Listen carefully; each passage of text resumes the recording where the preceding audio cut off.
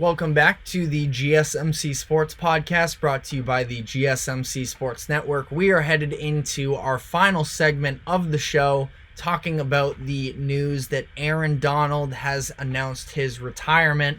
The Rams defensive tackle said so on social media and put out a statement. Donald had played all 10 seasons with the Rams and racked up a variety of different accolades that should make him a first ballot Hall of Famer when the time comes. He won 3 Defensive Player of the Year awards, one of 3 players to ever do so, winning it 3 times. He joins Lawrence Taylor and J.J. Watt in that category. He had 8 first-team All-Pro selections, which is tied for 5th most of all time by a player in the NFL, tied with a handful of others for that. He was a Super Bowl champion with the Rams in Super Bowl 56, was a big-time difference maker in that one, a little bit underrated, but he was also incredible in the defensive Super Bowl that took place between the Patriots and the Rams in 2018 as well. They obviously come up short of that one because their offense can only score 3 points, but he was a Pro Bowler in all 10 seasons of his career, starting off with a terrific 2014 campaign that saw him take home the Defensive Rookie of the Year award. He was selected to the NFL's All-Decade team for the 2010s as well. So all kinds of accolades for him, and he goes down as one of the best to ever do it. And I don't think that that is too much of an overreaction. We'll get into the debates around that, but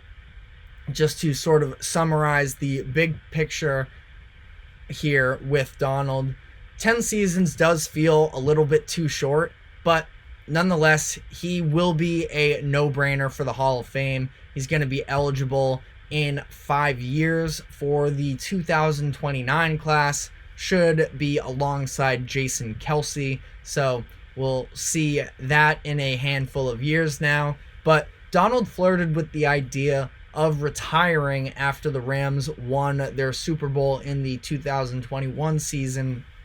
At that point, Super Bowl was really the last thing left for him to cross off on his checklist in terms of what a player can accomplish. And the Rams were all in on that season. It seemed like they were going to be headed in a direction similar as to what they had. They had a just 5-win season in the 2022 season. Last year was a step in the right direction again, where Donald was selected to first team All-Pro. So he still has more in the tank, but at this point, coming out of the 2021 season, he was thinking about it. The Rams bring him back for a $95 million deal over the course of the next 3 seasons. He was set to enter the final year of that contract coming into this upcoming year, but he instead chooses to go out on his own terms. Since 1982, when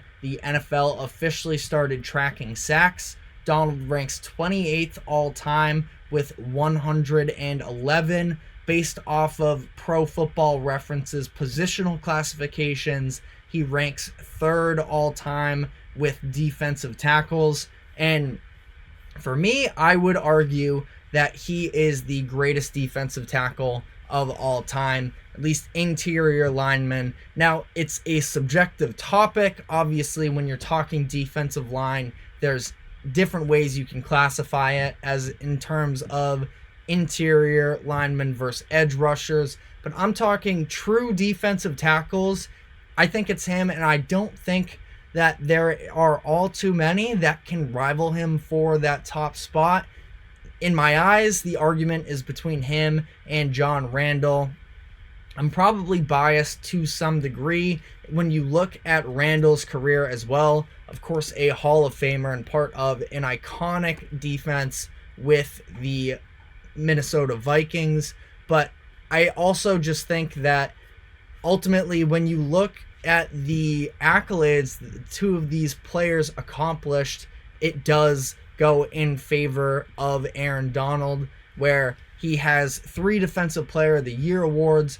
Randall had 0. Donald has more All-Pro selections and a Super Bowl ring to go along with it. I know that rings aren't necessarily super definitive for defenders, especially interior linemen, but I just feel like there is such a level to Aaron Donald's dominance that we really had not seen for a while there. And again, for an interior lineman to win a Defensive Player of the Year award, that is pretty impressive as a whole. You don't have the positional flexibility such as a linebacker where you can rack up tackles, edge rushers where you typically have big sack seasons. Aaron Donald had 20.5 sacks in 1 year, and from an interior guy, that is unbelievable. To put all of these seasons together and get 3 Defensive Player of the Year awards, that's just a level I think that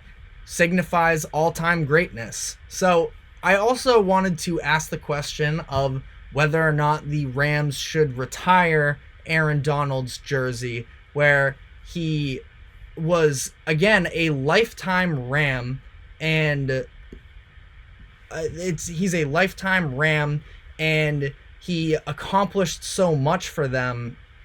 The Rams and money printer never stop. We will get to your comment in just one moment. Just final thoughts here on Donald in terms of whether or not the Rams should retire his number. They've retired 8 in their franchise as a whole.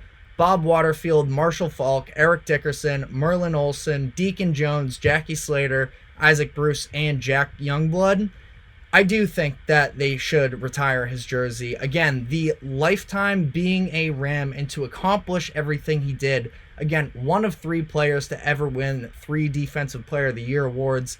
I think if you want to look at that group of names that I just listed, he's very much on par with the likes of a Deacon Jones, who is one of the best edge rushers of all time. And I feel like it would be wrong for the Rams to have anybody else wear that jersey number. And we will get into the impact it has on the Rams, his retirement decision that is. But I do want to briefly address here Money Printer's comment where he said more and more people are going on that Chris Sims's take about Drake May being a project player.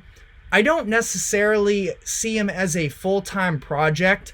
I think that he has a lot of similarities to Josh Allen when Josh Allen was coming into the league. And I guess that's a debate in itself, whether or not we saw him as a project player at the time. He has all of the physical tools, and I guess the inconsistency that Drake May has performed with over the course of the past season does make him maybe a little bit of a project.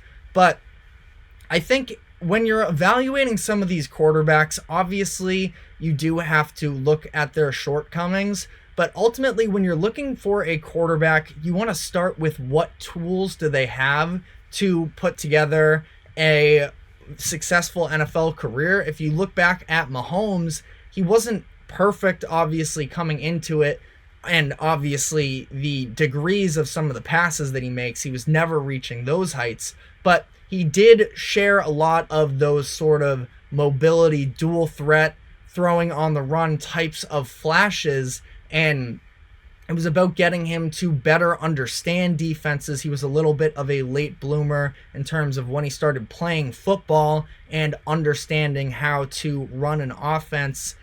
And I think that Drake May has the arm strength. He has the size. I think the biggest thing that I can't stand in terms of the Drake May evaluation is the people that say he's not athletic enough. Because if you watch these UNC games, the way that he is able to be mobile, he's extremely physical. Again, I see a lot of Josh Allen in him. Does he have maybe the acceleration speed of a Caleb Williams or a Jaden Daniels? Probably not. But I also think he has all the arm strength in the world, and I think that he has what it takes to be a quarterback at the next level. Now, he does probably have to fall into a situation, to your point about him being a project, he probably has to end up in a situation where there is time for him to better understand the game. That's why if you look at, I'm a Patriots fan, I would worry a little bit about him stepping into the Patriots offense day one with the offensive line that they have. The Commanders, you can make a similar argument as well. So it probably wouldn't be the worst thing in the world if he got the chance to, and granted last year, Sam Howell did a lot of it to himself, but he was the most sacked quarterback in the NFL, sacked 65 times for the Commanders. Now again, that was him holding on to the ball too long in many of these instances, but neither situation is necessarily perfect, and May is likely going to go second or third overall. Maybe it's the Vikings trading into that top three, as we talked about earlier in the show as well. I guess that's still all really to be found out, but I think that May is going to be again, I don't like the word project necessarily because that makes it seem like he's extremely raw. He could walk into the NFL and immediately have again, it's not like he has the size of a Bryce Young where you have to worry about him necessarily in those offenses when there aren't things opening up for them right away. You're worrying about him getting knocked down. I feel like May can be a very successful quarterback, and I believe in him personally.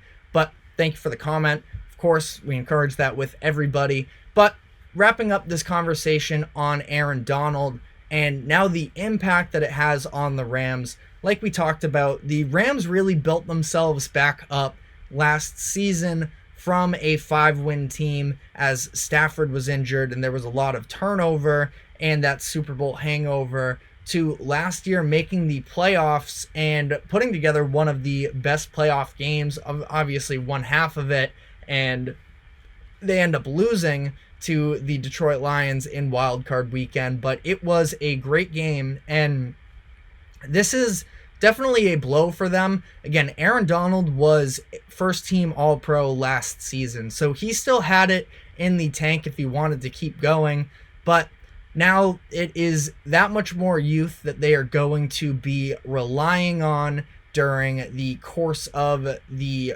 season, where they just lost Raheem Morris as well. This does worry me a little bit. I mean, the losing of Raheem Morris in the first place, who was just hired, their defensive coordinator from last year, hired to the Falcons to be their next head coach, that is a loss as a whole, and now you lose this extra bit of leadership from Aaron Donald. It definitely is not ideal. They're going to be reliant on a lot of their youth talent, but that is sort of the situation for the Rams going into next season. That is all we have time for today on the show. Thank you very much for tuning in. Like, follow, subscribe wherever you may be keeping up with us. Check out the other shows that we have on the GSMC Sports Network. You can check it out on our channels across various platforms. But thank you very much for tuning in here. We will be back Monday, 2 o'clock. Big time weekend in college basketball, so we will be hammering that when we come back on Monday, and we will see you then.